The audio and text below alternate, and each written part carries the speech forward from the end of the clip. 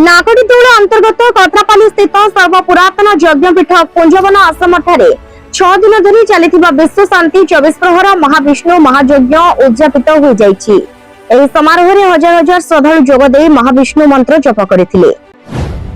एरडाकोल थाना अंतर्गत दलखमण ग्राम निकट जंगल रु जने झुलंता अवस्था युवकंकर मृतदेह पुलिस उद्धार करिछि। मृत युवक जनक दलखमण ग्रामर होइतिबा बेले से आत्महत्या करिसंती ना किए हत्या करिछि ताहा पुलिस तदंत करुछि।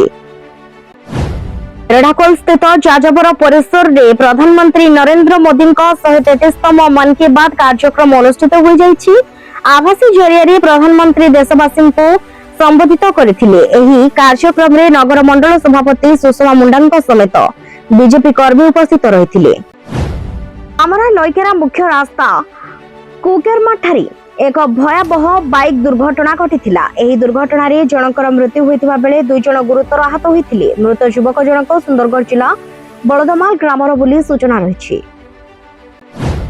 कोचिंडा कॉलेज ऑडिटोरियम ठारे आरएसएस शताब्दी वर्ष पालन अवसर रे नागरिक संगोष्ठी आयोजित हो जाइछि। सामाजिक एकता उपरे गुरुत्व देई एही कार्यक्रम आयोजित होइथिला। एथिरे बहु संख्या रे आरएसएस सदस्य उपस्थित थिले। बामरा ब्लॉक अंतर्गत साधपड़ा ठारे बाइक दुर्घटना रे जने बाइक आरोही गुरुतर। पंडरीपथर ग्रामर 2 जन युवक बाइक रे जाउथबा बेले अन्य एक बाइक सहित धक्का होई दुर्घटनार शिकार होइथिले। एथिरे बाइक चालक गुरुतर होइथिबा जणा पड़िछि।